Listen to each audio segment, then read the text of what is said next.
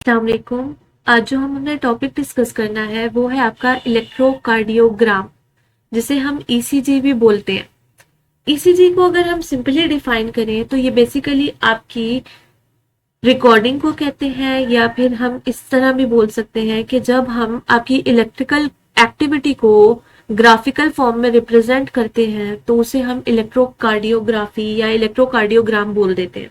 ठीक है, इसमें क्या कर रहे हैं, जो आपकी हार्ट के अंदर पोलराइजेशन और डीपोलराइजेशन और रीपोलराइजेशन और हाइपरपोलराइजेशन के फेजेस हो रहे थे ड्यूरिंग दैट कार्डिक साइकिल, उनको हम रिकॉर्ड करते हैं और ग्राफिकल फॉर्म में रिप्रेजेंट करते हैं। ठीक है, तो ग्राफ में जब हम इलेक्ट्रिकल एक्टिविटी ऑफ हार्ट को रिप्रेजेंट करेंगे तो उसे हम बोलेंगे इलेक्ट्रोकार्डियोग्राम। ठीक है, ईसीजी को जो डिजाइन किया था वो सबसे पहले आपका एंथोवन ने किया था। अब आपकी जो नॉर्मल ईसीजी होती है वो किस पे कंपोज करती है? नॉर्मल ईसीजी जो है, यहाँ पर अब नॉर्मल लिखा हुआ है, इसे नॉर्मल करने काइंडली, ये आपकी बुक्स में थोड़ा सा इशू है। नॉर्मल जो ईसीजी है वो कंसिस्ट करती है आपकी पी वेव पे, क्यूआरएस कॉम्प्लेक्स पे। क्यूआरएस कॉम्प्लेक्स जो होता है बेसिकली आपका क्यू वेव, आर वेव और एस वेव पे रिलाई करते हैं। उसके बाद आपकी जो है लास्ट वेव आ जाती है, that is your T wave. ठीक है, अब जो डिफरेंट हमने जो पढ़े हैं ना आपके सेगमेंट्स या स्टेजेस, ठीक है, उन पे डिफरेंट वेव्स बन रही होती हैं। अब हमने बस उसी से इसको लिंक करना है। ठीक है, अच्छा, अब ये जो डिफ्लेक्शन, ये जो ईसीजी है, कुछ पॉजिटिव डिफ्लेक्शन शो करती है, कुछ नेगेटिव डिफ्लेक्शन शो करती है।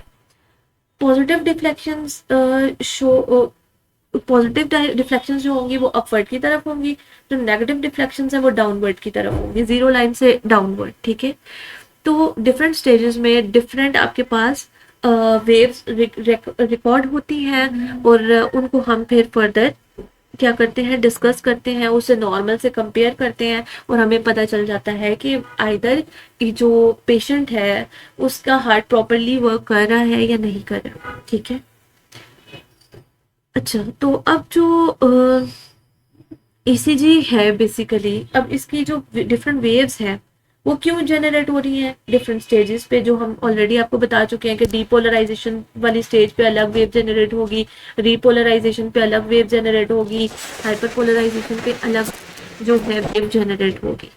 तो बेसिकली लिंक ही आपका उसी से है कि सबसे पहले आपका जो है जब एसए नोड एक्टिवेट हो जाता है और एक्शन पोटेंशियल को जनरेट करता है तो क्या होता है, एट्रियल डीपोलराइजेशन या एट्रियल कॉन्ट्रैक्शन स्टार्ट हो जाती है।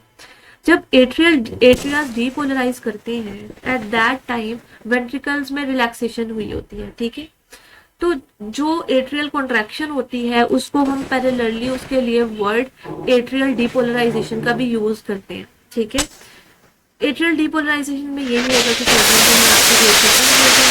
एट्रियल के अंदर जो है पॉजिटिव चार्ज का जो सेल्स है उनके अंदर पॉजिटिव चार्ज का इफेक्ट होगा और पॉजिटिव चार्ज का मूवमेंट इनसाइड द सेल ही बेसिकली कहलाता है डीपोलराइजेशन। ये होती है आपकी सेल की एक्टिव स्टेज। ठीक है, रेस्टिंग से वो एक्टिव की तरफ मूव करता है। यूजुअली मैंने आपको पहले भी बताया था, ऑन एन एवरेज आपका जो मेम्ब्रेन पोटेंशियल है वो नेगेटिव पे होता है, -70 मिली वोल्ट पे होता है। ठीक है, अब जब डिपोलराइजेशन होगी तो ये पॉजिटिव की तरफ मूव करेगा, यानी कि ये -70 से +50 +40 तक चला जाता है।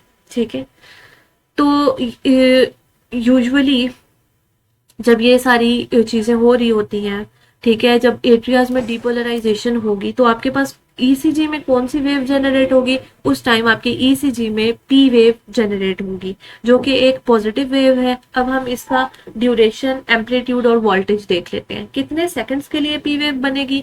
ये 0.1 सेकंड्स तक और लेस तक बन सकती है। एम्पलीट्यूड इसका कितना होता है? एम्पलीट्यूड इसका 2 मिलीमीटर और इसी के अराउंड, ठीक है, और लेस देन 2 मिलीमीटर भी हो सकता है। एम्पलीट्यूड बेसिकली होता है जो आपका मीन और एक्सट्रीम पोजीशन के दरमियान में जो डिस्टेंस होता है उसे बेसिकली हम एम्पलीट्यूड बोलते हैं। अच्छा, उसके बाद जो वोल्टेज है, वोल्टेज बेसिकली पोटेंशियल कितना जनरेट हुआ इसमें, तो इसमें आपका 0.1 से 0.3 मिली वोल्ट तक वोल्टेज जनरेट होता है। ठीक है, देन आपका आ जाता है QRS कॉम्प्लेक्स। अब ये जो QRS कॉम्प्लेक्स है, ये तीन, आपको पता है कि तीन वेव्स पे कंसिस्ट करता है। तो सबसे पहली जो बनती है वो आपकी नेगेटिव वेव बनती है, जो कि नेगेटिव डिफ्लेक्शन शो करती है, that is your Q wave. अच्छा, ये अब जो आपका QRS कॉम्प्लेक्स कब बनेगा, ये वेंट्रिकुलर डीपोलराइजेशन में बनता है। आर जो वेव होती है वो पॉजिटिव डिफ्लेक्शन शो करती है। ये आर वेव आपकी कंप्लीट, जब आपकी कहते हैं कि डीपोलराइजेशन स्टार्ट हो जाती है आपके वेंट्रिकल्स में, उसको रिप्रेजेंट करती है। फिर आपकी आ जाती है देन आपकी आ जाती है कि ये जो है पॉजिटिव वेव है, और फिर आपकी आ जाती है एस वेव। ठीक है, QRS और एस वेव जो है आपकी जो है रीपोलराइजेशन वाली स्टेज को शो करती है, जिसमें मैक्सिमम डिपोलराइजेशन हो चुकी है और अब जो है सेल वापस से रेस्टिंग स्टेट की तरफ आ रहा है, यानी कि वापस से नेगेटिव स्टेट की तरफ आ रहा है। और ये वाली जो स्टेज है, इसमें आपके पास ये जो है डाउनवर्ड की तरफ मूव करती है। और एस वेव बेसिकली जो है हाइपर पोलराइजेशन को भी शो करती है। वो कैसे, देखें, अभी पहले हमने कहा था कि जब डीपोलराइजेशन हो जाती है और रीपोलराइजेशन का फेज स्टार्ट होता है, तो सर्टेन गेट्स को क्लोज होना शुरू हो जाते हैं, लेकिन ना कुछ गेट्स ना लेट तक, क्या कहते हैं, वो लेट तक ना ओपन रह जाते हैं और ज्यादा नेगेटिव चार्ज आपका इनसाइड द सेल आ जाता है। अब वो जो ज्यादा नेगेटिव चार्ज जो है, जो यूजुअल उसका वोल्टेज है उससे भी ज्यादा जब नेगेटिव हो जाता है सेल, तो उस स्टेज को बेसिकली हम कहते हैं हाइपर पोलराइजेशन। ठीक है, तो जो एस वेव है वो हाइपर पोलराइजेशन को भी रिप्रेजेंट कर रही होती है। फिर इसके बाद वापस से जो है मेम्ब्रेन पोटेंशियल को नॉर्मल की तरफ लेके आया जाता है, देन आपकी टी वेव बनती है। तो इसका ड्यूरेशन कितना है, इसका ड्यूरेशन आपका है 0.11 सेकेंड तक, एम्पलीट्यूड इसका 0.5 टू 1.6 mm है, और वोल्टेज इसका है 1 मिली वोल्ट। अब टी वेव देख लेते हैं। टी वेव आपकी कब बनेगी, टी वेव आपकी बनेगी जब वेंट्रिकुलर रिपोलराइजेशन होती है। ठीक है, वेंट्रिकल जो है रिकवर होते हैं फ्रॉम डीपोलराइजेशन, और आपकी रिपोलराइजेशन वाली स्टेज, वेंट्रिकल्स में रिपोलराइजेशन स्टार्ट होती है और वो रिलैक्स करते हैं। इस स्टेज में ये जो वोल्टेज है आपका 0.2 से लेकर 0.3 मिली वोल्ट तक आपका वोल्टेज होता है। देन आपकी लिखी है यू वेव। यू वेव जो है एबनॉर्मल वेव है, ये आपकी नॉर्मल ईसीजी का पार्ट नहीं है। ये कब बनेगी, जब आपकी बॉडी में पोटेशियम की डेफिशिएंसी हो जाती है, जिसे हम बोलते हैं हाइपोकेलीमिया। ठीक है, तो पोटेशियम की जब डेफिशिएंसी होती है, तो आपका क्या होता है, स्लो रिपोलराइजेशन हो रही होती है। तो जो आपके जो परकिंजी फाइबर्स की कंडक्शन है और जो पेपलरी मसल्स वगैरह हैं, इन सब में स्लो रिपोलराइजेशन होगी, और इसकी वजह से आपके पास यू वेव शो हो जाती है आपकी ईसीजी में। ठीक है, वोल्टेज इसका कितना होता है, 1 मिली वोल्ट इसका वोल्टेज होता है। अब देखिए, ये आपको एक नॉर्मल ईसीजी आपको नजर आ रही है, जिसमें ये पी वेव है, QRS कॉम्प्लेक्स है, एंड देन टी वेव है। अब इसी को हम डिफरेंट इंटरवल्स में और सेगमेंट्स में भी डिवाइड करते हैं, जैसे कि आपका PR इंटरवल, जो कि पी वेव से लेकर R वेव तक आपका आता है। देन आता है आपका PR सेगमेंट होता है एक। ठीक है, देन आपका आ जाता है QRS complex, then QT interval, then आपका आ जाता है ST सेगमेंट्स। ठीक है, तो ये डिफरेंट जो सेगमेंट्स हैं, इनकी डिफरेंट ड्यूरेशन है, और ये डिफरेंट जो हार्ट की कंडीशंस होती हैं, इनमें या तो एलिवेशन आ जाती है या डिप्रेशन आ जाती है, इनके वोल्टेज, इनकी जो आप कह लें एम्पलीट्यूड, वो सब चेंज हो जाता है। ठीक है, तो इसलिए नॉर्मल जब पता होगा तो ही आप पैथोलॉजिकल कंडीशन को इजीली डिटेक्ट कर सकते हैं। PR इंटरवल की बात करें तो PR इंटरवल आपका कब बनेगा, ये PR इंटरवल आपका P वेव से शुरू होता है और बिगनिंग ऑफ जो QRS कॉम्प्लेक्स है तब तक रहता है। ये आपके इस फेज में क्या है, ऐसे नोड्स जो हैं वो एक्टिव हो जाते हैं, और ड्यूरेशन इसकी कितनी है, 0.12 सेकंड से 0.2 सेकंड तक आपकी इसकी ड्यूरेशन रहती है। अच्छा, अब जो आपकी डिफरेंट कंडीशंस आती हैं, जिसमें आपका रूमेटिक फीवर है, उसमें क्या हो जाता है, ये जो PR इंटरवल है ये प्रोलॉन्ग हो जाता है। क्यों होता है, क्योंकि आपकी AV कंडक्शन जो है वो डिले हो जाती है इसमें। ठीक है, अच्छा, ये जो है किस स्टेज में आपके पास बनेगा, ड्यूरिंग एट्रियल डीपोलराइजेशन बनेगा। और जो है फिर कंडक्शन जो है आगे जाती है, कंडक्शन किसके थ्रू होती है, आपके एवी नोड के थ्रू होती है।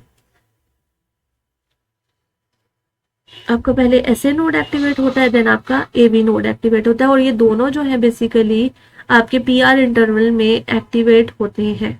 ठीक है, अब उसके बाद है क्यू आर एस इंटरवल। ठीक है, Q R S interval ventricular depolarization के दौरान बनेगा जब एट्रियल रिपोलराइजेशन हो रही होती है। अब ये जो है इसकी ड्यूरेशन कितनी है, 0.08 सेकंड से लेकर 1 सेकंड तक हो सकती है। क्यूटी इंटरवल की बात करें तो क्यूटी इंटरवल भी वेंट्रिकुलर डिपोलराइजेशन में और वेंट्रिकुलर रिपोलराइजेशन, इन दोनों में ये क्या कहते हैं, क्यूटी इंटरवल बनता है। इसका जो टोटल ड्यूरेशन है 0.4 से 0.43 सेकंड्स तक आता है। इसका ऑनसेट क्यू वेव से होता है और एंड करता है टी वेव पे। एस टी सेगमेंट की बात करें तो ये स्टार्ट एस वेव से होता है और लास्ट करता है टी वेव पे। ये आपका जो है वेंट्रिकुलर रिपोलराइजेशन को शो करता है और इसकी ड्यूरेशन जो है 0.32 सेकंड्स तक होती है। अब अगर हम ईसीजी की सिग्निफिकेंस देख लें क्लिनिकल, तो वो यही है कि ECG basically normal electrical activity को डिटेक्ट करती है ऑफ हार्ट। और जब आपकी कोई कार्डियोवास्कुलर डिजीज हो जाती है, ठीक है, कोई इशू आ रहा है आपकी किसी भी हार्ट से रिलेटेड, तो आपकी ईसीजी की जाती है सो दैट ये फाइंड आउट किया जा सके कि किस हार्ट के किस पोर्शन में इशू आ रहे हैं। इससे हमें हार्ट रेट, रिदम्स, जो डिफ्लेक्शंस हैं, डेविएशन है, ventricular hypertrophy, ischemic heart disease, P wave, U wave, ये सारे जो हैं इनकी एबनॉर्मेलिटी, इलोंगेशन, इन सब से हमें क्या पता चलता है, इन सब से हमें पैथोलॉजिकल कंडीशंस का पता चलता है। इसीलिए नॉर्मल का पता होगा तभी आप डेविएटेड का पता कर सकते हैं। अच्छा, बेसिक फैक्ट्स की बात कर लें इसके, तो उसमें आपका यही है कि इसमें आपका पी वेव होता है, क्यू आर एक्स कॉम्प्लेक्स होता है, टी वेव होती है और यू वेव अगर कोई एबनॉर्मेलिटी आ जाए तो उस केस में ये बन जाती है। अब पी वेव कब बनेगी, एट्रियल डिपोलराइजेशन में, ड्यूरेशन इसके 0.1 सेकंड्स है और एम्पलीट्यूड 2 मिलीमीटर है। क्यू आर एस कॉम्प्लेक्स वही वेंट्रिकुलर डिपोलराइजेशन में बनेगा और इसका जो है 0.11 सेकंड तक इसकी ड्यूरेशन है और एम्पलीट्यूड 0.5 मिलीमीटर तक है। टी वेव जो है वेंट्रिकुलर रिपोलराइजेशन में बनती है। यू वेव जो होती है आपके टी वेव के बाद बनती है, लेकिन वो आपको पता है कि वो जो है नॉर्मली नहीं बनेगी, जब आपके पास हाइपोकेलेमिया की स्टेज होगी तब आपकी बनेगी। तो ये सारे जो थी हमने आज डिस्कस किया ईसीजी से रिलेटेड। नेक्स्ट टॉपिक जो है आपका ब्लड प्रेशर है, वो हम नेक्स्ट क्लास में डिस्कस करेंगे।